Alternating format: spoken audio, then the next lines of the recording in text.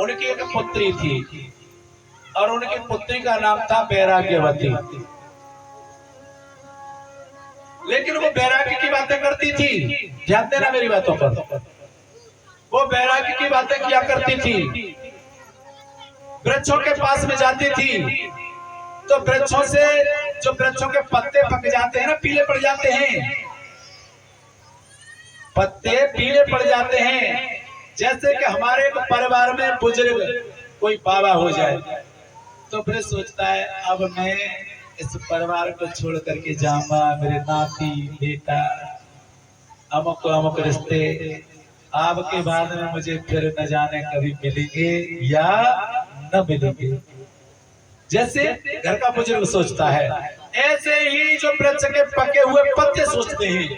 तो उन पत्तों को देख करके वो बैराग्यवती पत्तों से कहती थी, बातें करती थी। तो कहती थी कि पात कहे यो वृक्ष से, पात कहे यो वृक्ष से, सुनो वृक्ष बन राय, और अब के बिछुड़े कब मिलेंगे, दूर पड़ेंगे जाए। पत्ते ने कहा भैया अब के बाद में कोई पता नहीं फिर मिले या न मिले। तो वृक्ष कहता है उस पत्ते से, करे तू कैसे अज्ञान की सी बातें कर रहा है, मेरे प्रति मोह कर रहा है। अरे तेरा समय पूरा हो गया, अब तू भगवान का भजन कर, चल यहां से। तो वृक्ष कहता है, वृक्ष कहे यो पात से, वृक्ष कहे यो पात से, सुनो पात मम बात, और या घर की ये रीत है, एक आवत एक जात। या घर की तो रीत है, एक आवत होता है एक जात है। इसी प्रकार ये परिवार है। आने वाले तैयार बैठे हैं और जाने वाले सीटी खाली ना कर रहे। अरे जाने वाले सीट खाली करेंगे तभी तो आने वाले आएंगे ना। अब वह सीटें तुम्हें घेरे पड़े रहेंगे तो आने वाले कम से कम इंतजार करेंगे। अरे आपका स्टेशन आ गया, आप सीट खाली करो, दूसरे को बैठने दो। और जब यात्री राजी से नहीं उतरता है ना, तो जो आने वाले की टिकट बुक है कि ये सीट मेरी है, तो वो धक्का देकर सीट खाली करवाई जाती है। धक्का का मतलब समझ रहे हो? हाँ, लगा लेंगे। सीट तो खाली करनी पड़ता है, लेकिन धक्का खा के सीट खाली करनी पड़ती है। इसलिए अरे पूरी तैयारी, सावधान रहना, कब स्टेशन आने वाला है, हमको सीट खाली करनी है, तो पूरी सावधानी के साथ में रहो ना। यात्रा ढंग से करो, यात्रा की तैयारी करो पहले से। भैया चौथा पर आ गया, हमारी यात्रा की तैयारी, स्टेशन आने वाला है तो तैयार रहना चाहिए। इस परिवार में क्यों ले रहे हैं कि मेरे नाती का बेटा का जी कबे करना है, क्या मतलब है? अरे तुम्हारा स्टेशन आने वाला है, तैयारी करो अपनी। बैराग्यवती ऐसी बातें करे और फूलों के पास में पहुंच जाए। परीक्षित महाराज फूलों के पास में पहुंच जाए तो फूलों को देख करके और बैराग्यवती कहे, आज खिले कल झुक चले, आज खिले कल झुक चले, परसों मिल गए धूल, और देख दसाया फूल की फिर क्यों फूलत फूल। ध्यान देना, आज खिले कल झुक चले, यानी जन्म लिया, जवान हो गए और परसों बड़ा फूले होंगे और अगले दिन धूल उड़ जाएगी। जब सबको ये पता कि यही होना तो फटाकर फूल लो। फिर क्यों फूल रहा है, किस बात पर अभिमान कर रहा है? तो पुष्पों से ऐसी बातें करे कि आज खिले कल झुक चले, परसों मिल गए धूल, और देख दसाए फूल की फिर क्यों फूलत फूल। राजा ने उस बैराग्यवती के लिए अलग ही महल बनवा दिया। उसी महल में रहती है बैराग्यवती। एक दिन क्या हुआ कि एक चोर उनके महलों में घुस आया, और चोर घुस गया तो चोर ने देखा कि समय तो राजकुमारी सो रही है, लेकिन राजकुमारी भगवान का ध्यान कर रही थी और कह रही थी, हे प्रभु क्या मुझे जीवन में सतगुरु नहीं मिलेंगे? क्या मेरा उद्धार नहीं होगा? बिना गुरु के उद्धार नहीं हो सकता है। क्या मेरे जीवन में गुरु नहीं मिल पाएंगे? ऐसा कह करके रो रही थी। अब तो उस चोर ने क्या समझा कि इसको बैराग्यवती को गुरु की आवश्यकता है, तो क्यों न गुरु बना जाए। अब चोरी करना तो भूल गया और वापस होकर के कपड़े वपड़े रंग करके तिलक छापे लगा के हमारी तरह और गुरु बन के आएगा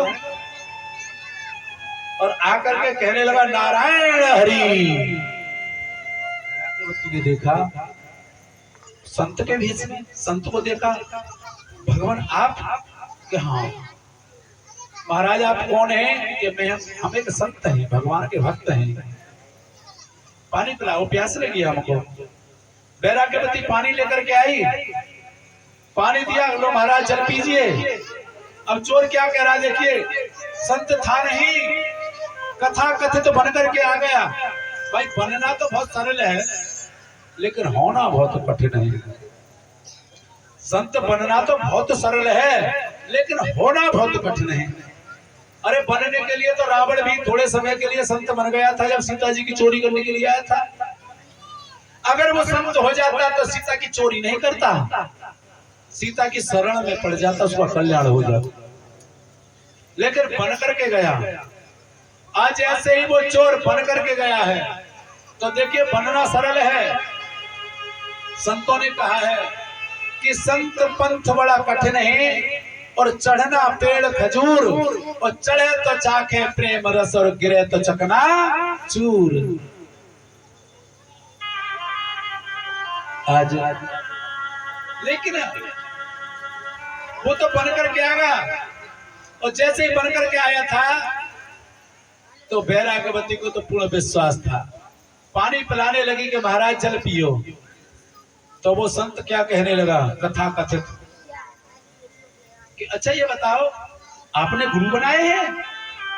कि नहीं महाराज अभी गुरु नहीं बनाए। नहीं नहीं तो हम तुम्हारे हाथ का पानी नहीं पिएंगे, हम तुम्हारे हाथ का पानी नहीं पिएंगे, हम निगुरा के हाथ का पानी पिएंगे नहीं, आपने गुरु नहीं बनाए हैं। तो महाराज आप ही मेरे गुरु बन जाओ जिससे कि मैं आपको जल पिला सकूं। तो देखिए क्या कह रहा है वो चोर, हम संत ऐसे गृहस्थों में दीक्षा नहीं करते हैं। तो कैसे करते हैं गुरुदेव? कि हम विरक्त हैं, हमारी दीक्षा जंगल में होती है। तो महाराज मुझे जंगल में ले चलो। मैं जंगल में चलने के लिए तैयार हूं, मेरा तो कल्याण हो। श्रद्धा देखना, मेरा तो कल्याण हो। कि तो ये काम करो कि क्या कि अपने गहने और वस्त्र और पैसे जो कुछ भी है एक कपड़े में बांध लो। अब उसने अपने गहने वस्त्र पैसे आभूषण जो भी था एक कपड़े में बांध लिया, लेकर के चोर के साथ में चल पड़ी, जंगल में लेकर के पहुंच गया। लेकिन उस चोर ने क्या किया, उस बैराग्यवती को एक वृक्ष से बांध दिया और बैराग्यवती से कहा कि राजकुमारी जब तक मैं तुम्हारे बंधन को न खोलूं तुम बंधन मुक्त मत होना, यानी किसी से बंधन खुलवाना मत ही, मैं ही आकर के तुम्हारे बंधन को खोलूंगा। गुरुदेव आप कब तक आ जाएंगे? मैं जल्दी आ जाऊंगा। इतना कह करके और जो उसका माल खजाना था उसको लेकर के चंपत हो गया। अब सुबह हुआ, राजकुमारी महलों में नहीं मिली तो दासियों ने कहा कि महाराज राजकुमारी महलों में नहीं है। अब तो ढूंढने के लिए सैनिक भेज दिए, जगह जगह ढूंढ रहे हैं। जंगल में जैसे ही पहुंचे तो राजकुमारी एक वृक्ष से बंधी पड़ी। सैनिकों ने कहा राजकुमारी आपको किसने बांधा है यहाँ पर? कि मेरे गुरुदेव मुझे बंधन देके गए, मेरे गुरुदेव ही खोलेंगे। सिपाही खोलने लगे। सिपाहियों से कहा खबरदार जो मेरे बंधन से हाथ लगाया चले आए यहाँ से। सिपाहियों ने आकर के महाराज को बताया, महाराज राजकुमारी एक वृक्ष से बंधी हुई है, हमको बंधन नहीं खोलने दिया है। राजा स्वयं गए। राजा कहने लगे बेटी तुझको किसने बांध दिया यहाँ पर? कि मेरे गुरुदेव बंधन में दे करके गए हैं और मेरे गुरुदेव ही आकर के खोलेंगे। राजा ने कहा बेटी क्या पागल हो गई हो? कोई चोर होगा, लुटेरा होगा जो तुमको धोखा दे करके तुमको बांध करके चला गया है। तो राजकुमारी क्या कहने लगी, गुरुदेव पिताजी मेरे गुरुदेव के प्रति एक भी ऐसा शब्द मत बोलना। मेरे गुरुदेव के प्रति एक भी ऐसा शब्द मत बोलना। मेरे गुरुदेव ही बंधन दे करके गए हैं, मैं तुम्हारे लिए प्रणाम करती हूँ, आप चले जाइए। और राजा को क्रोध आया। राजा कहने लगा अच्छा तुझे मरना है तो मर जा, मैं जा रहा हूँ। राजा भी चला आया। कई दिन हो गए भूखे प्यासे, एक ही आस लगी है, भगवान मेरे गुरुदेव कब आएंगे, मेरे गुरुदेव कब आएंगे। कई दिन हो गए भूखे प्यासे, भगवान का आसन हिलने लगा। भगवान ने देवर्षि नारद से कहा नारद जाकर के पता लगाओ, कोई मेरा भक्त मुझे पुकार रहा है। देवर्षि नारद ने आकर के देखा तो राजकुमारी वृक्ष से बंधी पड़ी है। उसी समय देवर्षि नारद ने कहा राजकुमारी, अरे वैराग्यवती तुझको कौन बंधन में बांधा गया है? आप कौन हैं? कि मेरा नाम देवर्षि नारद है। आप ही देवर्षि नारद हैं? कि हाँ मेरा नाम देवर्षि नारद है। देवर्षि नारद मैं आपको प्रणाम करती हूँ। तो देवर्षि नारद ने क्या कहा? कल्याणम भवन्तु, आपका कल्याण हो। बेटी किसने बांधा है आपको? कि मेरे गुरुदेव बंधन दे करके गए। गुरुदेव? बेटी गुरु लोग ऐसे नहीं बांधते हैं, कोई ठग होगा जो तुमको ठग करके ले गया। तो देखिए क्या कहने लगी वैराग्यवती, देवर्षि नारद मैं आपको प्रणाम करती हूँ, बार बार प्रणाम करती हूँ, लेकिन मेरे गुरु के प्रति ऐसा मत बोलो। मैं खोल दूं आपको? नहीं, मेरे बंधन से हाथ मत लगाना, मेरे गुरुदेव ही खोले कोई। देवर्षि नारद लौट करके गए, भगवान से कहा प्रभु वो तो वैराग्यवती अपने गुरुदेव का ध्यान कर रही है, उसकी श्रद्धा बहुत टूट है। भगवान स्वयं आकर के वहां प्रकट हुए और भगवान ने कहा बेटी मुझे पहचानती हो कि आप कौन है? कि मैं भगवान चतुर्भुज, भगवान विष्णु हूं। आप ही विष्णु भगवान हैं? आप ही नारायण भगवान हैं? कि हाँ मैं ही नारायण भगवान हूं। मैं आपको कोटि कोटि प्रणाम करती हूँ। बेटी किसने बांध दिया तुमको? कि मेरे गुरुदेव बंधन दे के गए। बेटी गुरुदेव कभी ऐसे बंधन में नहीं देते हैं। प्रभु मैं आपके लिए बार बार प्रणाम करती हूँ, मेरे गुरु के लिए ऐसा मत बोलो। तो बेटी मैं आपको खोल दूंगा? नहीं, मेरे गुरुदेव ही खोले कोई। अब भगवान ने कहा देवर्षि नारद से, नारद ढूंढ के लाओ के गुरु कहाँ पर हैं। अब देवर्षि नारद कहने लगे प्रभु कहाँ ढूंढे? तो देखो कहीं अपने धंधे में ही लगे होंगे। अब देवर्षि नारद गए तो देखो तो एक मकान फोड़ रहे पीछे से। जाकर के देवर्षि नारद ने कहा नारायण नारायण। अब तो चोर घबरा गया। आप हाँ हम देवर्षि नारद हैं। क्यों आप? कि हाँ चलो भगवान बुला रहे हैं तुमको। अब चोर कहने लगा हम जैसे चोर को भगवान बुलाए? नहीं। तो नहीं, चलो जिस शिष्या को बांध करके डाला है उस शिष्या को बंधन मुक्त करो। अब देवर्षि नारद के आगे आगे चल दिया चोर। और जैसे ही पहुंचा, अब तो देखते ही वैराग्यवती खुश हो गई। धन्य है गुरुदेव आप आ गए। अब तो बंधन को खोला। भगवान कहने लगे उस चोर से, अरे गुरुदेव जिस शिष्या को बांध दिया उसको बंधन मुक्त तो कर दो। अब बेचारा बहुत लज्जित हुआ वो चोर। वैराग्यवती के हाथ खोल दिए और वैराग्यवती हाथ जोड़ करके कहने लगी कि गुरु गोविंद दो खड़े काके लागू पाए, बलिहारी गुरु आपने गोविंद दिए मिला। गुरुदेव मैं बलिहारी जानती हूँ आपके लिए। तो उसी समय चोर कहने लगा बेटी राजकुमारी मैं कोई गुरु नहीं हूँ, मैं तो एक चोर हूँ, मैं तो आपको ठगने के लिए आया था।